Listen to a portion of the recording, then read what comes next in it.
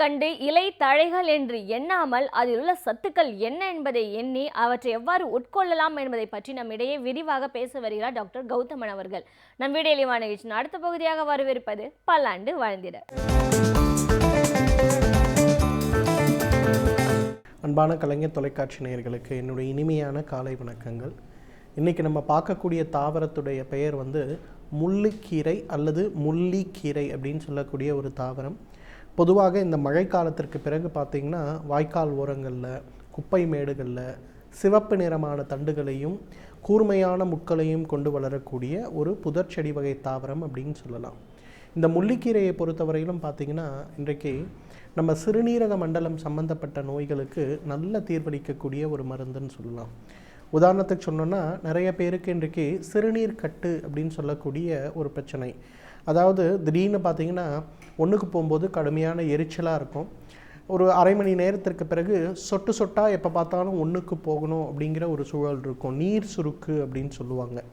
இந்த நீர் சுருக்கு ஏற்படும் போது இந்த முள்ளிக்கீரையுடைய தண்டு மட்டும் எடுத்து நல்லா அரைச்சி எடுக்கக்கூடிய சாறு ஒரு 30 மில்லி எடுத்து ஒரு 100 மில்லி வெந்நீரில் கலந்து ஒரு கிளாஸ் குடித்தோன்னா அடுத்த 10 நிமிஷத்தில் அந்த சிறுநீர் கட்டு அல்லது நீர் சுருக்குன்னு சொல்லக்கூடிய பிரச்சனை முழுமையாக மறைந்து நின்று போகிறத நம்ம பார்க்க முடியும். இரண்டாவது, இன்றைக்கு நிறைய பேருக்கு பார்த்திங்கன்னா காலை எழுந்தவுடன் சிறுநீர் கழிக்கும் போதே ஒரு எரிச்சலுடன் சிறுநீர் போகக்கூடிய ஒரு சூழலாக இருக்கும். இன்னும் நிறைய நேரங்களில் பார்த்திங்கன்னா சிறுநீர் போகணும் அப்படின்னாலே அந்த எரிச்சலையும் வலியையும் நினைத்து கஷ்டப்படக்கூடிய நிறைய இருக்கிறத நம்ம பார்ப்போம். அந்த மாதிரி பிரச்சனை இருப்பவர்களுக்கு பார்த்திங்கன்னா ரொம்ப சுலபமாக என்ன பண்ணலான்னு கேட்டிங்கன்னா, இந்த முள்ளுக்கீரையை எடுத்து நன்றாக அந்த தண்டு பகுதியை வெட்டி அதை உணவாக வாரத்துக்கு ஒரு முறையோ அல்லது மாதத்திற்கு ஒரு முறையோ சாப்பிட்டு வந்தோம்னா இந்த சிறுநீர் கழிக்கும்போது ஏற்படுகின்ற எரிச்சல், வலி அல்லது சிறுநீர்னு சொல்லுவோம். அதாவது ஒவ்வொரு டைம் ஒரு அரை மணி நேரத்துக்கு ஒரு முறை கொஞ்சமாக சிறுநீர், திருப்பி 1 மணி நேரத்துக்கு ஒரு முறை கொஞ்சமாக சிறுநீர், ஒரு நாளைக்கு 10 to 15 முறை சிறுநீர் கழிக்க வேண்டிய தொந்தரவு இருப்பவர்களுக்கு இந்த முள்ளிக்கீரையிலிருந்து அந்த தண்டு பகுதியை உணவாக சாப்பிடும்போது அந்த பிரச்சனை மறைந்து போகிறத நம்ம பார்க்க முடியும். நிறைய பேருக்கு பார்த்திங்கன்னா இன்றைக்கு உடலில் கொழுப்பு கட்டிகள் அப்படின்னு சொல்லக்கூடிய ஒரு பிரச்சனை இருக்கிறத பார்க்குறோம். இந்த கொழுப்பு கட்டிகள் அப்படிங்கிற பிரச்சனைக்கு பெரும்பாலும் இன்றைக்கு மாடர்ன் மெடிசனில் பெரிய மருந்துகள் இருக்கிறத நம்ம பார்க்க முடியறதில்லை. அந்த கொழுப்பு கட்டிகள் நாளுக்கு நாள் உடலில் பெரிதாகிறதும், கை பகுதிகளில், கால் பகுதிகளெல்லாம் நிறைய ஆண்கள் பார்த்திங்கன்னா அந்த கொழுப்பு கட்டிகள் கைகளில் இருந்தால் அதை மறைப்பதற்கே முழு சட்டை அணிய வேண்டிய சூழல் கூட இருக்கிறத நம்ம பார்க்குறோம். அப்படிப்பட்டவங்கெல்லாம் என்ன பண்ணலான்னா, இந்த முள்ளிக்கீரையை எடுத்து அந்த முழு தாவரத்தையும் நல்லாக மைய அரைத்து கொழுப்பு கட்டி இடக்கூடிய இடங்கள்லாம் நல்ல ஒரு திக் பேஸ்ட்டை அப்ளை பண்ணிவிட்டு அதுக்கு மேலே ஒரு துணி வச்சு கட்டி வச்சிடணும். இதை அப்படியே ராத்திரி ஃபுல்லாக விட்டுறணும். காலையில் எழுந்திரிச்சு வெந்நீர் வச்சு வாஷ் பண்ணணும். இதை ஒரு பழக்கமாக ஒரு 6 மாத காலம் தொடர்ந்து செய்யும்போது பார்த்திங்கன்னா படிப்படியாக அந்த கொழுப்பு கட்டி சிறிதாக குறையிறத பார்க்க முடியும்.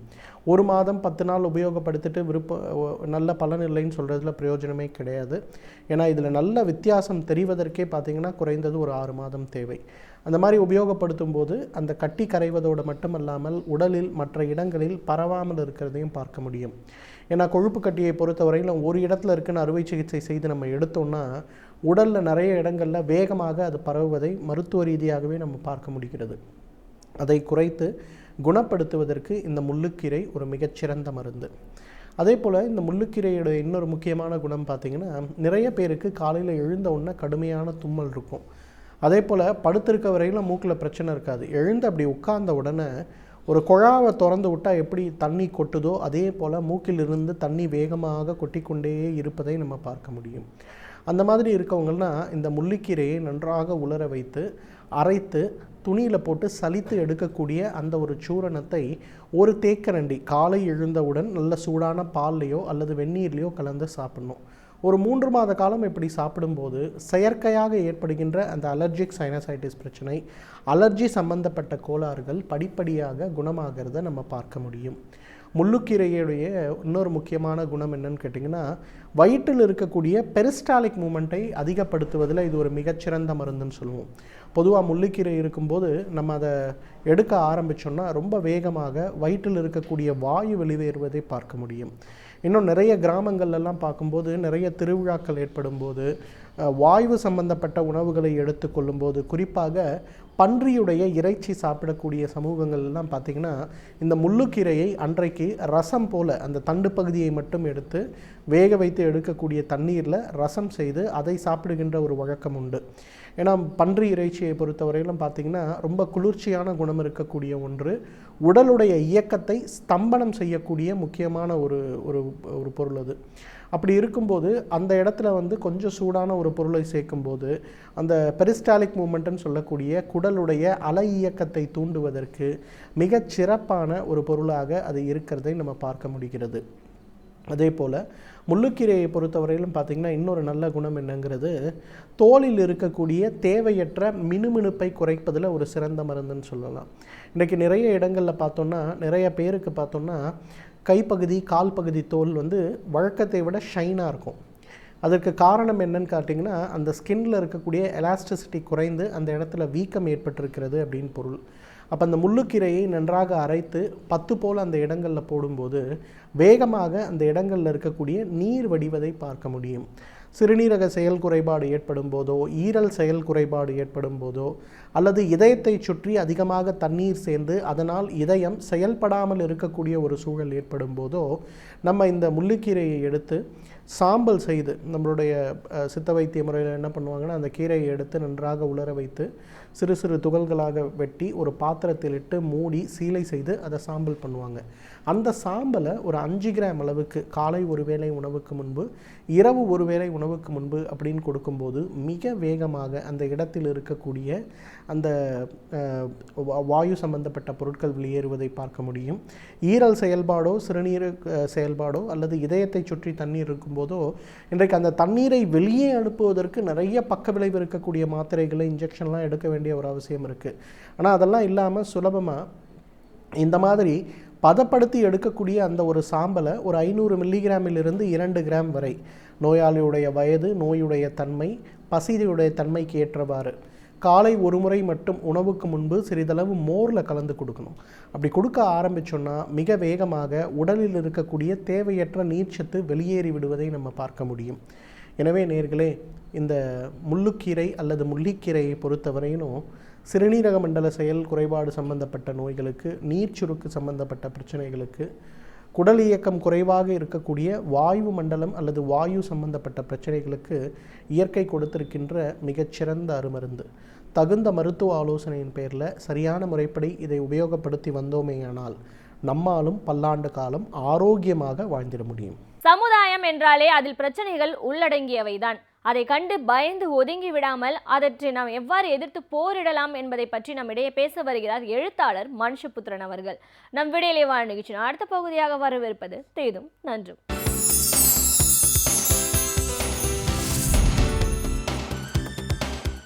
வணக்கம் நண்பர்களே, இன்னும் ஒரு இனிய காலை பொழுதில் தீதும் நன்றும் நிகழ்ச்சியில் உங்களை சந்திப்பதில் மிக்க மகிழ்ச்சி அடைகிறேன். சமீபத்தில் தமிழக அரசு ஒரு அறிவிப்பை வெளியிட்டிருக்கிறது. அதாவது சென்னை நகரத்தில் 2 லட்சத்திற்கும் மேற்பட்ட மரங்களை நடுவது என்பதுதான் அந்த முடிவு. அதாவது சமீபத்தில் சென்னையில் வீசிய அந்த வார்தா புயலின் காரணமாக சென்னை நகரத்தினுடைய சுற்றுச்சூழல் பெருமளவு அழிந்து போய்விட்டது என்பதை நாம் அனைவரும் அறிவோம். இதை பற்றி நாம் தொடர்ந்து பேசி வருகிறோம். இந்த சூழ்நிலையில் இந்த மரம் நடுவதற்காக இவ்வளவு கன்றுகளை அரசு நட முயற்சித்து முன்வந்திருப்பது என்பது ஒரு வரவேற்கத்தக்க விஷயம் என்றாலும் கூட, இந்த விஷயத்தில் நம்முடைய சுற்றுச்சூழலுக்கும், குறிப்பாக சென்னை போன்ற நகரங்களுடைய சுற்றுச்சூழலுக்கும் மரங்களுக்கும் இடையிலான தொடர்பு, அதே சமயத்தில் மரங்களை வளர்ப்பதில் இருக்கக்கூடிய பிரச்சனைகள், சிக்கல்களை பற்றி அரசு கவனத்தில் கொள்வது மிக மிக அவசியம் என்று நான் நினைக்கிறேன். ஏனென்று கேட்டால், மரங்களை வெறுமனே நடுவது மட்டும் போதாது, மாறாக மரங்கள் எதற்காக நடப்படுகின்றன, அவற்றை எப்படி பராமரிக்க வேண்டும் என்பதை பற்றியே நமக்கு ஒரு பார்வை இருக்க வேண்டும். அப்படி பார்க்கிற போது இந்த விஷயத்தில் இந்த மரங்கள் எவ்வாறு நம்முடைய நகர்ப்புற சுற்றுச்சூழலை பாதுகாக்கின்றன என்பதை புரிந்து கொள்ள வேண்டும். ஒளி மாசு, இதை கட்டுப்படுத்துவதில் மரங்கள் முக்கிய பங்கு வகிக்கின்றன. வெளிச்சம், அதாவது ஒளி என்று சொல்லக்கூடிய அந்த வெளிச்சம், அதாவது வெயிலினுடைய தாக்கம், இதை மரங்கள் எப்படி குறைக்கின்றன என்றால், நம்ம சென்னை போன்ற நகரங்களில் பார்த்தீர்கள் என்றால் மிகப்பெரிய காங்கிரீட் கட்டிடங்கள், அதாவது சென்னையே ஒரு காங்கிரீட் காடு என்று கூட சொல்வார்கள். அந்த அளவிற்கு மிக நெருக்கமான காங்கிரீட் காடுகள் போல இருக்கக்கூடிய அந்த காங்கிரீட் கட்டிடங்கள் பரவலாக இருக்கின்றன. இதன் காரணமாக அந்த வெப்பத்தை, சூரிய வெப்பத்தை இந்த காங்கிரீட் சுவர்கள் உள்ளிழுத்துக் கொள்கின்றன. அப்படி உள்ளிழுத்துக் கொள்ளக்கூடிய அந்த வெப்பம் என்பது பெருமளவிற்கு வெயில் குறைந்ததும் வெளிப்பட ஆரம்பிக்கின்றன. நம்முடைய இரவு நேரங்களில் நம்முடைய வீடுகளில் பார்த்தீர்கள் என்றால் சுவர்களில் கை வைக்கக்கூட கஷ்டமாக இருக்கும் கோடை காலங்களில். அப்படி அந்த சுவர்கள் தகிப்பதை நாம் பார்க்கலாம். அப்படி என்று சொன்னால் அந்த வெப்பம் முழுக்க அந்த வீடுகளுக்குள், மனிதர்கள் வாழக்கூடிய இடங்களுக்குள் இறங்குகிறது. இதன் காரணமாக மனிதர்கள் கடுமையான பாதிப்புக்கு ஆளாகிறார்கள். நிலத்தடி நீர் வெகு வேகமாக குறைய ஆரம்பிக்கிறது. அதன் விளைவாக பல்வேறு விதமான நெருக்கடிகள் மக்களுக்கு ஏற்படுகின்றன. ஆனால் மரங்கள் இருக்கிற போது அந்த சூரிய வெளிச்சத்தை, அந்த வெப்பத்தை அவை நேரடியாக தாங்கள் உள்ளிழுத்துக் கொள்கின்றன.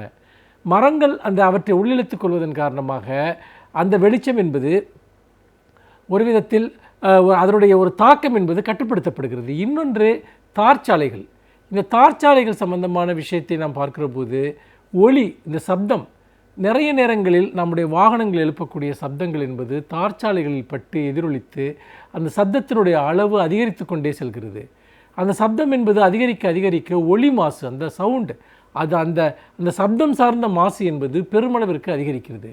அப்படி அதிகரிக்கிற போது அது பல இடங்களில் மக்களுக்கு மிகப்பெரிய ஒரு இடையூறாக மாறுகிறது. இந்த இடத்திலும் எப்படி வெளிச்சத்தை, வெப்பத்தை மரங்கள் உள்ளிழுத்துக் கொள்கின்றனவோ அதே போல் மரங்கள் சப்தத்தையும் உள்ளே இழுத்துக் கொள்கின்றன. அந்த சவுண்ட், அந்த சப்தத்தையும் உள்ளிழுத்துக் கொள்வதன் மூலமாக மொத்த அந்த சப்த அளவு, அந்த டெசிபல் என்பது 20-30% வரைக்கும் குறைகிறது என்று சொல்கிறார்கள். ஆக மரங்கள் என்பவை நம்மை பாதுகாக்கக்கூடிய, அதாவது நீங்கள் இந்த ஒளி மாசுகளிலிருந்து நம்மை பாதுகாக்கக்கூடிய ஒரு மிகப்பெரிய அரணாக இருந்து வந்திருக்கிறது என்பதை நாம் வெளிப்படையாக பார்க்க முடிகிறது. ஆனால் இன்றைக்கு அந்த அரண் வீழ்த்தப்பட்டு விட்டது.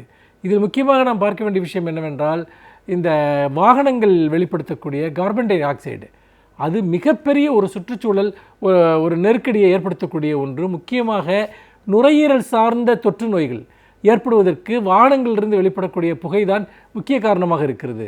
இதிலும் நமக்கு மரங்கள் துணை செய்கின்றன. அதாவது இந்த கார்பன் டை ஆக்சைடை பெருமளவிற்கு மரங்கள் உள்வாங்கிக் கொள்கின்றன. அப்படி உள்வாங்கிக் கொள்கிற போது அவை மனிதர்கள் மீது அந்த தாக்கம் குறைந்து விடுகிறது. ஆனால் நீங்கள் மரங்கள் இல்லாத போது நம்முடைய சுவாசங்களின் வழியாக இந்த கார்பன் டை ஆக்சைடு நம்முடைய சுவாசத்திற்குள் சென்று நமக்கு ஒரு மிகச் சிக்கலான பல நோய்களை அது தொடர்ந்து உருவாக்குவதை நாம் பார்க்கிறோம். அப்படிப்பட்ட ஒரு சூழ்நிலையில் நீங்கள் அதாவது இந்த மாசு சார்ந்த, காற்று மாசு சார்ந்த, ஒளி மாசு சார்ந்த விஷயங்களில் மரங்கள் என்பவை ஒரு உயிராதாரமான ஒரு தேவையாக நமக்கு இருக்கிறது. அப்படிப்பட்ட மரங்களைத்தான் நாம் இன்றைக்கு இழந்திருக்கிறோம். இந்த இழப்பு என்பது, அதாவது 1,00,000க்கும் மேற்பட்ட மரங்கள் இங்கு இழக்கப்பட்டிருக்கின்றன என்று சொன்னால் எந்த அளவிற்கு ஒளி மாசு அதிகரிக்கும் என்பதை நாம் நினைத்து பார்க்க வேண்டும். அப்படி பார்க்கிற போது நம்முடைய வாழ்க்கை முறையின் மீதே, நம்முடைய சுகாதாரத்தின் மீதே, ஒரு தலைமுறையின் மீதே ஒரு மிகப்பெரிய ஒரு தாக்கத்தை ஏற்படுத்தப் போகிறது. இன்னொன்று, மழை இருந்தால்தான், கொஞ்சம் பசுமை இருந்தால்தான் மழைப்பொழிவு இருக்கும். சென்னையில் அப்படிப்பட்ட மழைப்பொழிவு என்பது வருங்காலத்தில் குறைவதற்கான ஒரு அபாயமும் இருக்கிறது. இது எல்லாவற்றையும் பார்க்கிற போது ஒரு அவசரகால நடவடிக்கையாக பெருமளவிற்கு நாம் மரங்களை இங்கு நடுவது மிக மிக முக்கியம். அப்படி மரங்களை நடுகிறதில் இருக்கக்கூடிய ஒரு மிகப்பெரிய சிக்கல் என்னவென்று கேட்டால், நாம் அந்த மரங்களை எப்படி பாதுகாக்கப் போகிறோம் என்பது. ஏனென்றால் ஏற்கனவே நம்முடைய சாலை திட்டங்களின் காரணமாக பெருமளவிற்கு மரங்கள் அழிக்கப்பட்டு விட்டன. முக்கியமாக இந்த தங்க நாற்கர சாலைகள் அமைக்கப்பட்ட போது லட்சக்கணக்கான மரங்கள் தமிழ்நாடு முழுக்க வெட்டி வீழ்த்தப்பட்டன. அப்படி வீழ்த்தப்பட்ட மரங்களுக்கு ஒரு கணக்கு கூட கிடையாது. நாம் வளர்ச்சி என்கிற பெயரில் நாம் இயற்கையை அழிப்பதை பற்றி நமக்கு எந்த கவலையும் எப்போதுமே இருந்ததில்லை. அப்படி அழிக்கப்பட்ட மரங்கள் புதிதாக நடப்பட்டன. ஆனால் எத்தனை சதவீத மரங்கள் வளர்ந்தன, எத்தனை சதவீத செடிகள் வளர்ந்தன என்பதை நினைத்து பார்க்க வேண்டும். நிறைய இடங்களில் இந்த சாலையை விரிவாக்குவதற்காக செய்யப்பட்ட இந்த முயற்சியில் நீண்ட காலமாக இருந்து வந்த நம்முடைய அரச மரம், புளிய மரம் போன்ற மிக வலிமையான மரங்கள் எல்லாம் கூட வெட்டி சாய்க்கப்பட்டு விட்டன. அதற்கு பதிலாக இவர்கள் நட்ட அந்த மண்ணிற்கு பொருந்தாத பல மரக்கன்றுகள் வளராதது மட்டுமல்ல, அவை இது போன்ற ஒரு சிறு புயல் அடித்தாலோ வெள்ளம் வந்தாலோ எளிதில் சரிந்து விடக்கூடிய சாய்ந்து விடக்கூடிய ஒரு நிலையில் இருக்கிறது என்பதையும் நாம் இங்கே பார்க்க வேண்டியிருக்கிறது. இதே தான் சென்னைக்கும் நடந்தது. அப்படி இருக்கிற போது நாம் மரம் நடுகிறோம் என்கிற பெயரில் இந்த மண்ணிற்கு பொருந்தாத பல மரக்கன்றுகளை நாம் நட்டு வளர்ப்பதன் மூலமாக அவை ஒரு பெரிய காற்றடித்தால் புயலடித்தால் எளிதில் சாய்ந்து விடுகின்றன. இன்னொன்று, இந்த நகர்ப்புற விரிவாக்கம் என்பதில் நாம் காட்டக்கூடிய அக்கறையை நாம் மரம் வளர்ப்பதில் காட்டுகிறோமா, இந்த நகரத்தினுடைய பசுமையை அதிகரிப்பதில் காட்டுகிறோமா என்பது மிக முக்கியமான கேள்வி. நம்முடைய சென்னை நகரத்தில் இருக்க வேண்டிய மரங்களின் அளவு, அதாவது ஒரு நகரம் பசுமை நகரமாக இருக்க வேண்டும் என்றால் கிட்டத்தட்ட 1/3 பசுமையாக இருக்க வேண்டும். அப்படி பார்த்தால் சென்னையில் இருக்கக்கூடிய நிலப்பரப்பில் 33% வனப்பகுதியாக, அதாவது மரங்கள் அடர்ந்த பகுதியாக இருக்க வேண்டும். ஆனால் நாம் இப்பொழுது இருப்பது வெறும் 9% அளவிற்குத்தான் சென்னையில் அத்தகைய வனப்பகுதிகள் இருக்கின்றன. இந்த புயலுக்கு பின் அதுவும் பெருமளவு குறைந்து விட்டது. அப்படி இருக்கிற போது சென்னை என்பது ஒரு மிகப்பெரிய பாலைவனமாக இப்பொழுது மாறி இருக்கிறது. இந்த சூழ்நிலையில் மரக்கன்றுகளை நடுவது மட்டுமல்ல, பொருத்தமான மரங்களை நடுவது, நம்முடைய நாட்டு மரக்கன்றுகளை நடுவது, அவற்றை பராமரிப்பது போன்றவை செய்தால் நாம் இழந்த இந்த விஷயத்தை நம்முடைய அடுத்த தலைமுறையினருக்காக கொடுக்க முடியும். அதற்கு நம் அனைவருக்குமே பொறுப்பு இருக்கிறது. அரசை அந்த வழியில் நாம் சிறப்பாக செயல்பட வைக்கவும் நாமும் அந்த பணியில் பங்கேற்பதும் இந்த நகரத்தை மீட்பதில் நமக்குள்ள பொறுப்பை சுட்டிக்காட்டுவதாக இருக்கும். மீண்டும் இன்னும் ஒரு புதிய சிந்தனையோடு உங்களை சந்திக்கிறேன். நன்றி, வணக்கம். பல்வேறு துறைகளை சார்ந்த பிரபலங்கள் அவர்களுடைய அனுபவங்களை நம்முடன் பகிர்ந்து கொள்ளும் போது அது நமக்கு சிறந்த தூண்டுகோலாக அமைகின்றது. அந்த வகையில் இன்றைய சிறப்பு விருந்தினர் யார் என்பதை பற்றியும் அவர் என்ன செய்திகளை நம்முடன் பகிர்ந்து கொள்ளப் போகிறார் என்பதையும் பார்க்கலாம். நம் விடையிலேவா நிகழ்ச்சியின் அடுத்த பகுதியாக வரவிருப்பது சிறப்பு விருந்தினர் பகுதி.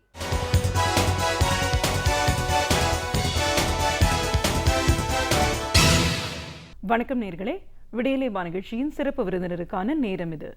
இன்றைய சிறப்பு விருந்தினர் செஃப் என் கண்ணன். ஒரு செஃப் அப்படின்னும் போது கிட்டத்தட்ட 37 ஆண்டுகள் இந்த துறையில் ஒரு நீண்ட பயணம் இவருக்கு இருக்கு. ஆரம்பத்தில் ஐஐடி கெஸ்ட் ஹவுஸில் ஆரம்பித்து அப்புறம் தாஜ் குரூப் ஆஃப் கம்பெனிஸில் பல வருடங்களாக பணிபுரிஞ்சிருக்காரு. செஃப் அப்படிங்கிறதோட முக்கியத்துவம் என்ன, எந்த மாதிரியான வகைகளில் உணவுகள்லாம் இந்தியாவை பொறுத்த வரைக்கும் இருக்குது, இப்படி பல விஷயங்களை சுவாரஸ்யமாக இன்றைக்கி நம்ம உங்ககிட்ட கேட்டு தெரிஞ்சுக்கலாம். வணக்கம் சார். வணக்கம். ஒரு செஃப்பாக முதல்ல எங்கள் நிகழ்ச்சிக்கு உங்களை நாங்கள் வரவேற்கிறோம் சார். சந்தோஷம். நீங்கள் ஒரு இதை முழுமையாக படிச்சுட்டு உங்களோட பயணத்தை தொடங்கி கிட்டத்தட்ட 37 ஆண்டுகள் ஆகுது. அதுலேயும் தாஜ் குரூப் ஆஃப் கம்பெனிஸில் ஒரு பெரிய பயணம் அப்படின்னு நம்ம சொல்லலாம். வெளிநாடுகளுக்கும் போயிட்டு வந்திருக்கீங்க. கடைசியில் வந்து தாஜ் ஃப்ளைட் கிச்சனில் ஒரு 16 ஆண்டுகள் பணி செஞ்சுருக்கீங்க. பல முக்கிய பிரமுகர்களை பார்த்த அனுபவம் உங்களுக்கு இருக்கும். இந்த துறையை பற்றின சுவாரஸ்யம் என்ன மாதிரியான ஒரு சவால்கள் இருக்குது, இதுக்கு இவ்வளோ முக்கியத்துவம், இன்றைக்கி நிறைய பேர் இந்த இண்டஸ்ட்ரியில் படிச்சுட்டு வெளியில் வராங்க, அவ்வளோ தூரம் முக்கியத்துவம் வாய்ந்த ஒரு கலையா இதை எவ்வளோ தூரம் விரிவு பண்ணுறதுக்கான வாய்ப்புகள்லாம் இன்னைக்கு இருக்கிற காலகட்டத்தில் இருக்குது அப்படின்னு உங்களோட பயணம் சார்ந்த பல விஷயங்களை எங்கள் நேர்களோட இன்னைக்கு நீங்கள் முழுமையாக பகிர்ந்துக்கணும் சார். நிச்சயமாக. முதல்ல ஒரு செஃப் அப்படின்னு சொல்கிறோம், ஒரு சமையல் கலை வல்லுனர் அப்படின்னு நம்ம சொல்லும்போது சாதாரணமாக சமையல் வீட்டிலேருந்து ஆரம்பிக்குது. சின்ன சின்ன விஷயங்கள் நம்ம வீட்டில் பண்ணுறோம், புதுசாக முயற்சி பண்ணுறோம். திருமணங்கள் அப்படின்னு வரும்போது சமையல்காரர்கள் இப்படியே வரதை தாண்டி இன்னைக்கு இந்த ஒரு இண்டஸ்ட்ரியே ரொம்ப பெரிய ஒரு வளர்ச்சி அடைஞ்சிருக்குன்னு சொல்கிறத நம்ம பார்க்குறோம். உலக அளவில் இதற்கான ஒரு அங்கீகாரம் இருக்குது அப்படின்னும் போது செஃப் அப்படின்றவரோட ரோல் என்னவா இருக்கு? ஷெஃப் இது இந்த ஃபஸ்ட்டு நான் ரொம்ப பெருமையாக இந்த ப்ரொஃபஷனல் எடுத்ததுக்கு நான் ரொம்ப பெருமைப்படுறேன். நான் இந்த துறையில் இன்றைக்கி நான் இந்த அளவுக்கு இருக்கேன்னா நான் முதல்ல வணக்கம் சொல்லிக்கிறது என்னுடைய அப்பாவுக்கு தான். ஏன்னா அவர் வந்து பிஸ்னஸ் ஆரம்பிக்கணும்னு ரொம்ப இன்ட்ரெஸ்டாக இருந்தார். அந்த சமயத்தில் வந்து ஒரு சின்ன ஒரு 20 கவர் ரெஸ்டாரண்ட் மீனா கேஃபேன்னு ஆரம்பித்தார். அதில் வந்து நான் அப்போ பியூசி முடிச்சுட்டு அவருக்கு ஹெல்ப் பண்ணிக்கிட்டு இருந்தேன். சில சமயத்தில் இந்த அப்போல்லாம் வந்து மாஸ்டர்ஸ்ன்னு சொல்லுவாங்க, இந்த சீஃப் குக்கை வந்து மாஸ்டர்னு அழைப்பாங்க. அவர் வரலைன்னா நானே வந்து கிச்சனில் போயிட்டு குக் பண்ணுறது, சர்வீஸும் பண்ணுவேன். அப்போ வந்து இந்த பாய்லர் டீ ரொம்ப ஃபேமஸ், டீ நானே போடுவேன். இதெல்லாம் பார்த்துட்டு என்னுடைய ஃபாதர் வந்து என்னுடைய பிரதர்ஸ்லாம் வந்து ஒரு டிகிரி படிக்க வச்சார். எனக்கு வந்து இந்த லைனில் இன்ட்ரெஸ்ட் இருக்கிறத பார்த்து கரெக்டாக என்னை வந்து கேட்ரிங் காலேஜுக்கு என்னை வந்து ஜாயின் பண்ண வச்சார். அதனால் அந்த கரெக்டான இதை டேஸ்ட்டை தெரிஞ்சுக்கிட்டு அதை என்னை கொண்டு போய் கேட்ரிங் காலேஜை சேர்த்தது என்னுடைய ஃபாதருக்கு தான். இன்றைக்கி நான் இந்த ஊர் ஃபுல்லாக சுற்றிட்டு வந்திருக்கேன். இன்றைக்கி ஒரு பெரிய இண்டஸ்ட்ரி இதில் டாடா குரூப்பில் ஒர்க் பண்ணியிருக்கேன்னா அந்த இது எல்லாமே என்னுடைய ஃபாதருக்கு தான் போய் சேரும். இந்த ஷெஃப்ன்றது ரோல் வந்து இட் இஸ் அருமையான ரோலுங்க. அது இந்த professional it self it's a very very good professional. நிறைய பேருக்கு தெரியறதில்ல. ஒரு காலத்தில் வந்து இந்த ஹோட்டல்னு சொன்னாலே வந்து it is a bad impression இருந்தது ஒரு காலத்தில். ஈவன் இட்ஸ் எக்ஸ்ட்ரீம் லெவல் பார்த்திங்கன்னா பொண்ணு கூட கொடுக்க மாட்டாங்க ஹோட்டலில் வேலை செய்கிறாங்க அப்படின்னு. இன்றைக்கி absolutely it is entirely different world. இன்றைக்கி hotel industries today is chefs are ruling. Chefs are cultured today. Chefs are educated today. They are backbone of the company சொல்லலாம். இன்றைக்கி ஒரு காலத்தில் ஷெஃப்னு பார்த்தீங்கன்னா இட் இஸ் யூனிஃபார்ம் போட்டுட்டு அவர் வந்து ரெஸ்டாரண்ட்டுக்குள்ளேயே வர்றதோ இல்லை அவர் உட்காந்து சாப்பிட்றதோ not allowed. I am talking about 30-35 years back. But today is a trend is changed, entirely trend. Today the chefs are standing in the lobby receiving the guest today. Is a frontline person today. Even it's most of the people they are calling only the chef. They don't know the general manager name or it's a F&B manager name. Okay. They know the chef. They're contacting directly chef because today's chef is a selling product today. Okay. Well, I am very, very proud to be as a chef.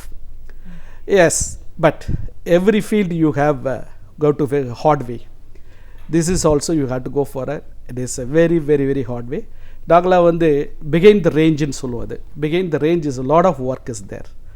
That processing work, you have to maintain the hygiene, you have to cost control, everything you should taken care for the profit. இது இல்லாமல் you have to தேவையான கஸ்டமருக்கு தேவையான முறையில் அந்த tasty food has to be made. But home food is a home food, அதில் எந்த சந்தேகமுமே கிடையாது. பட் வெளியே போயிட்டு நம்ம சாப்பிடும்போது we have to give for the value for the money. We have to give different varieties, different type of cuisine, everything we have to give. Really, I am very, very proud of this professional, madam. Okay. So இப்போது இந்த ப்ரொஃபஷனுக்கான அங்கீகாரம் ரொம்ப பெரிய அளவில் வளர்ந்துருக்கு அப்படின்னு நம்ம சொல்கிறத பார்க்காம நிறைய பேர் இந்த துறையில் படிச்சுட்டு இன்றைக்கி வெளியே வர மாணவர்களும் இருக்கிறத நம்ம பார்க்குறோம். ஒரு செஃப் அப்படின்னும் போது என்ன மாதிரியான ஒரு சேலஞ்சஸ் இருக்கும்? இப்போ ஃபுட் அப்படின்னா நம்ம சாதாரணமாக வீட்டில்னு பார்க்கும்போது ஒரு வெரைட்டி இருக்கும், ஒரு ஹோட்டலுக்குன்னு போகும்போது அதை விட இன்னும் கொஞ்சம் அதிகமாக இருக்கிறத பார்க்குறோம். ஒரு மல்டிநேஷ்னல் 7 ஸ்டார் இந்த மாதிரி ஹோட்டல்ஸ் போகும்போது சில பேரே நம்மளுக்கு தெரியாத இதெல்லாம் கூட இருக்கிறத பார்க்குறோம். நமக்கு கேட்குறதுக்கே தெரியாது அந்த டீட்டெயில்ஸ் நம்ம படித்து பார்த்தா மட்டும்தான் ஓ இப்படியெல்லாம் ப்ராசஸ் இப்படியெல்லாம் இட்ஸ் மேட் அப்படின்னு நம்ம தெரிய வரும். ஸோ அப்போ ஒரு செஃப்பாக இருக்கீங்க அப்படின்னும் போது இன்டர்நேஷ்னல் ஹோட்டல்ஸில் இருக்கீங்க, எவ்வளோ பேர் வேறு உலகத்துலேருந்து எந்த பகுதியிலேருந்து வேணால் ஒரு ஹோட்டலுக்கு வரலாம். ஸோ அவங்களுக்கு தகுந்த மாதிரியான ஃபுட் நம்ம தயாரிக்கணும் போது எவ்வளோ வகையான ஃபுட் உணவு வகைகள் இன்னைக்கு இருக்குது? இட் இஸ் நம்ம இன்டர்நேஷ்னல் லெவலில் பார்க்கும்போது இட் இஸ் நிறைய யூரோப்பியன் குசின், அமெரிக்கன் குசின், நிறைய குசின் வந்து இருக்குது. ஆனால் இன்றைக்கி நம்ம இந்தியாவில் பார்த்திங்கன்னா நம்ம சவுத் இண்டியன் ரீஜனல் குசின் இருக்குது. நம்ம இட் இஸ் யூரோப்பியன் குசின் எடுத்துக்கும் போது நிறைய வெரைட்டிஸ் இருக்குது. அதில் கான்டினென்டல் ஃபுட் இருக்குது, இட்டாலியன் ஃபுட் இருக்குது, ஜாப்பனீஸ் ஃபுட் இருக்குது. இதுக்கெல்லாம் பேசிக் வந்து நீங்கள் கேட்ரிங் காலேஜில் வந்து படிக்கும்போது பேசிக் நீங்கள் படிச்சிடுறீங்க. அப்புறம் ஒன்ஸ் நீங்கள் வரும்போது இண்டஸ்ட்ரியில் வரும்போது தான் அந்த இண்டஸ்ட்ரியில் வந்து மெனு பிளானிங்லேருந்து அந்த ஷெஃப்கிட்ட நம்ம ட்ரெயின் ஆகிறது. நீங்கள் ட்ரெயின் ஆகும்போது தே வில் ட்ரெயின் யூ அந்த ப்ராசஸிங். நீங்கள் வந்து நிச்சயமாக வந்து எடுத்தோடனே நீங்கள் வந்து ஒரு ஷெஃபாக போக முடியாது. You have to start with a small. It is like example வந்து ஒரு செக்ஷன் ஹெட், ஒரு மினிமம் ஒரு சிடிபி ஆரம்பிக்கிறது, ஷெஃப் டிபார்ட்டின்னு சொல்லுவாங்க. அது செக்ஷன் ஹெட். அதுக்கு வரத்துக்கே மினிமம் 5 years ஆகும். Minimum 5 years.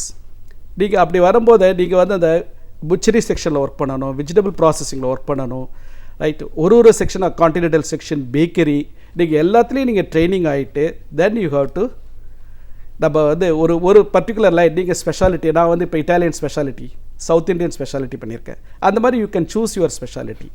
அதனால் இன்டர்நேஷ்னல் லெவலில் பார்க்கும்போது இன்றைக்கி நம்மக்கிட்ட டூரிஸ்ட் வராங்க. அதனால் அவங்க வரும்போது அவங்களுக்கு தேவையான உணவுகள் வந்து கொடுக்கும்போது இட்டாலியன்ஸ்னால் இட்டாலியன் ஃபுட் நம்ம கொடுக்கணும். அது மாதிரி இப்போ அவங்களுக்கு ஜாப்பனீஸ் வரும்போது ஜாப்பனீஸ்.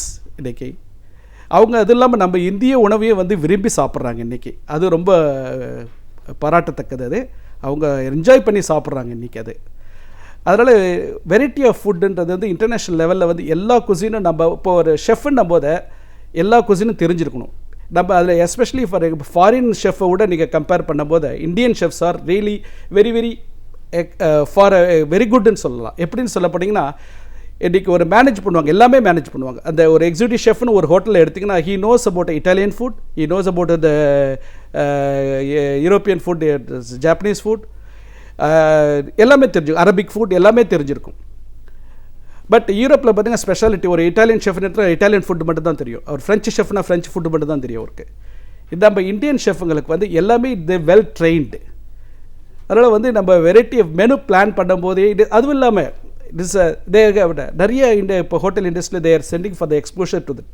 இப்போ என்ன எப்படி இட்டாலிக்கெலாம் அமிச்சாங்களோ அதே மாதிரி நிறைய பேர் நிறைய ஹோட்டல்ஸில் தேர் எக்ஸ்போஷருக்கு அனுப்புகிறாங்க.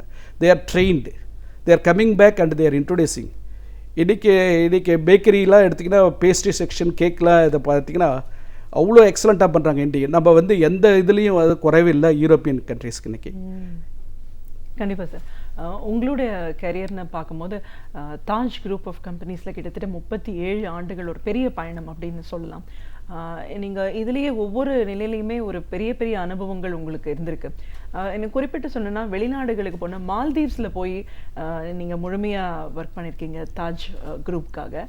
இப்போ வேறு ஒரு இடத்துக்கு போகும்போது நம்ம அந்த உணவு வகையிலையும் சரி பனிச்சூழல்லையும் சரி ஒரு பெரிய மாற்றம் இருக்குல்ல. அந்த மாதிரி வேறு கண்ட்ரீஸில் இப்போ ஐலாண்டில் போய் ஒர்க் பண்ண எக்ஸ்போஷர் எப்படி?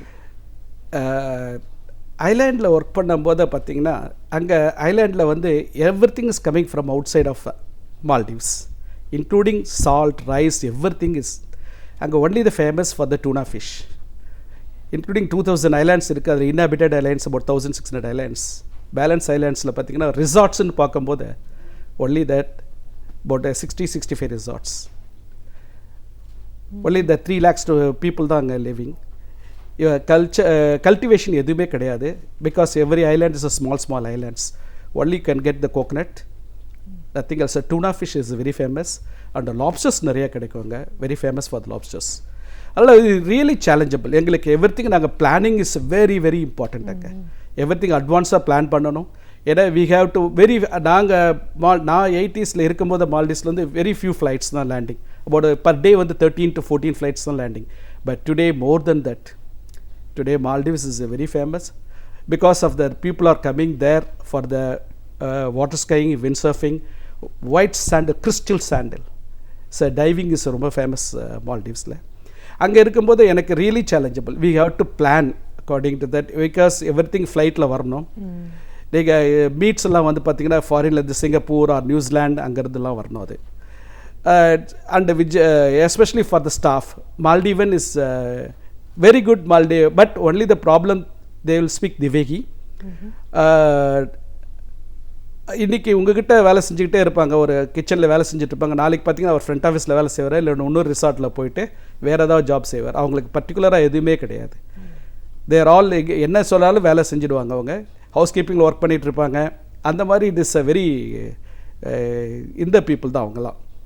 ரொம்ப க்ளோஸாக நம்மக்கிட்ட ஒர்க் பண்ணுறவங்க தான் அவங்க. அதனால் இட்ஸ் ரியலி எங்களுக்கு வந்து சேலஞ்சபிள். அதில் எஸ்பெஷலி ஃபார் அங்கே எல்லா கிளைண்ட்டும் வருவாங்க. லைக் யூரோப்பியன்லேருந்து பார்த்திங்கன்னா ஜாப்பனீஸ் வருவாங்க, Italian crowd, Germany people, everybody's வருவாங்க. அவங்களுக்கு ஏற்ற மாதிரி நாங்கள் மெனு பிளான் பண்ணணும். அண்டு ரெய்னிங் சீசனும் இருக்காங்க. நல்ல ரெய்னிங் சீசனில் அதுக்கு தகுந்த மாதிரி நாங்கள் மெனு பிளான் பண்ணணும். ஃபுட்டெல்லாம் வந்து ஹாட்டாக கொடுக்கணும். இட் இஸ் ரியலி சேலஞ்சபிள் த. அதுக்கப்புறம் வந்து தாஜ் குரூப் அப்படின்னு நம்ம எடுத்துக்கிட்டோம்னா அதில் உங்களுக்கு ட்ரைனிங்காக மற்ற வெளிநாடுகளுக்கும் நீங்கள் போய் பயிற்சி எடுத்திருக்கீங்க. இப்போது ஒரு பயிற்சி அப்படிங்கிறது எந்த அளவுக்கு ஒரு பெரிய டிரான்ஸ்ஃபர்மேஷனை ஏற்படுத்தி கொடுக்கும்னு சொல்லுவீங்க? நிச்சயமாக ட்ரைனிங் இஸ் ஆன்கோயிங் ப்ராசஸிங். அது நிச்சயமாக தேவை. Not only the hotel industries, எல்லா இதுலேயும் தேவை. ஐடி கம்பெனி ஆகட்டும், இல்லை டாக்டர் ஆகட்டும், எங்கே போனாலும் உங்களுக்கு அந்த training is a must.